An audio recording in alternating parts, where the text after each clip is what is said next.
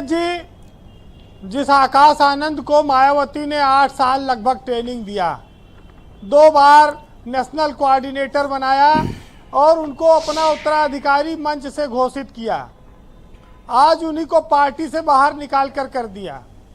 यह कि उनका ससुराल पक्ष उनके ऊपर बहुत हावी हो गया है, पार्टी को नुकसान पहुंचा रहा है।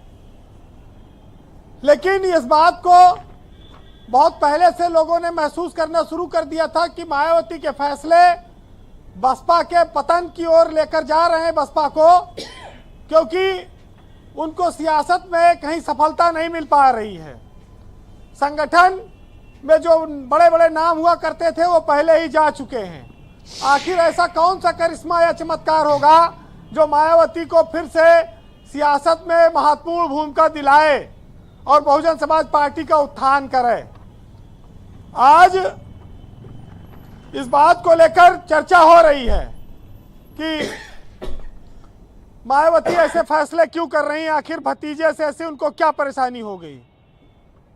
ब्रजेश जी, मायावती इस चीज को भी देखें कि वो जनता के बीच एकदम नहीं निकलती हैं, वो घर में बैठकर पार्टी को चला रही हैं पिछले कई सालों से, और यही वजह है कि चुनाव में खाली सभाएं करने वो निकलती हैं और उसका असर रिजल्ट के रूप में नहीं आ पा रहा है। लोकसभा चुनाव में मायावती ने जो अकेले चुनाव लड़ने का फैसला किया था, वो फैसला उनका घातक था और ये बात साबित हो गई परिणाम आने के बाद। उस ऐलान से ये संदेश साफ तौर पर गया पूरे देश में और उत्तर प्रदेश में बहुजन समाज में कि मायावती भाजपा से डर गई हैं और वो भाजपा को हराने के लिए नहीं बल्कि विपक्ष को हराने के लिए चुनाव लड़ रही हैं। वहीं से मायावती की पार्टी का जो कुछ बचा खुचा जनाधार था वो भी खिसका। आज ये बात कही जा सकती है कि आकाश एक नौजवान नेता के तौर पर उभरे, वो विचलित हो गए, पार्टी के भीतर हो सकता है आलोचनाओं से उनके पास धैर्य नहीं था, यहाँ पर वो कमी कर गए। आज उनका जो बयान आपने दिखाया है वो दर्शाता है कि वो बहुत कुछ करना चाहते थे, पार्टी में कर नहीं पा रहे थे क्योंकि मायावती वहाँ शीर्ष पर बैठी हैं, तो बहुत सारी चीजें उनके कंट्रोल में नहीं थी और वो कंट्रोल में लेना चाहते थे, ये बात तो साफ है। लेकिन परेशानी झलकना, किसी से राय मशविरा लेना, अपने रिश्तेदार के घर आना जाना, मिलना जुलना, ये भारत में कहीं इस पर किसी राजनीतिक दल ने कभी रोक नहीं लगाई है अपने परिवार में। ये पहला ऐसा वाकया है कि जब मायावती का भरोसा अपने भतीजे पर टूट गया, उनके रिश्तेदारों पर टूट गया है। लेकिन हैरत की बात यह भी है कि बेटे से तो नाराज हैं, बाप को सम्मान दिया है। तो एक के घर में दो तरह की धारा आपको देखने को मिल सकती है। ब्रजेश जी, हिंदुस्तान के परिवार में कोई ऐसा दामाद नहीं है जो अपने ससुराल पक्ष की बात ना सुने, उसकी मजबूरी भी है सुनना।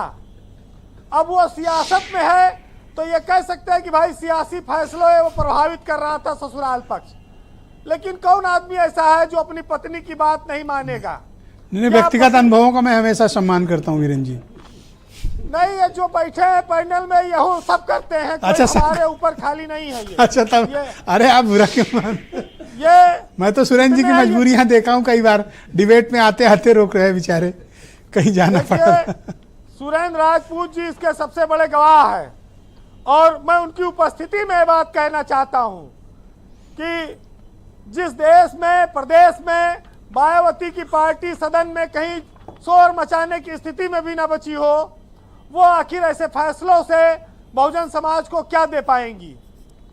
लड़ाई लड़ने का अपना तरीका होता है, लेकिन लड़ाई पोरस के उस हाथी की तरह नहीं लड़ी जाती है जो अपने ही फौज को कुचलने लगे। क्या बहुजन समाज पार्टी का हाथी उस ओर जा रहा है, यह भी देखना होगा। ब्रजेश जी, इस देश की सियासत में ये आप एक बात कहनी नहीं चाहिए, लोग कहते हैं, लेकिन परिवार सबके साथ है। मायावती को भी अपने भाई, वो भी तो उनके परिवार हैं, लेकिन इस देश की सियासत में ऐसा संयोग बना कि तमाम सारे अविवाहित लोग राजनीति के शीर्ष पर पहुंचे और उनके लिए कई तरह की बातें कही गई कि वो सही चीज़ों को, परिवार की भावना को समझते नहीं हैं।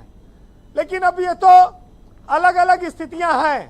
लेकिन जब आप किसी को मौका देते हैं तो उसके साथ धैर्य भी रखना पड़ता है, इंसाफ भी करना पड़ता है।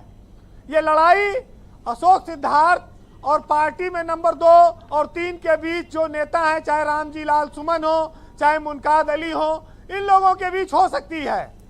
लेकिन मायावती अपने भतीजे पर इतनी कठोर हो जाएंगी, इसकी उम्मीद लोगों को नहीं थी जी। फिलहाल आज यही इतना कहना मुनासिब होगा, सुनिएगा, कि ऐसा ना हो कि अपना वजूद ही मिटा लो और चिराग जलाते जलाते उंगलियां जला लो और दिल के फफोले जल उठे सीने के दाग से और इस घर को आग लग गई घर के चिराग से। वाह, $1 मिलियन हैं। अब आप जवाब तैयार रखिएगा वीरेन जी का। बहुत शुक्रिया वीरेन जी, बहुत बहुत धन्यवाद ग्राउंड जीरो से अपना फीडबैक, ओपिनियन और ऑब्जर्वेशन हम तक पहुंचाने के लिए।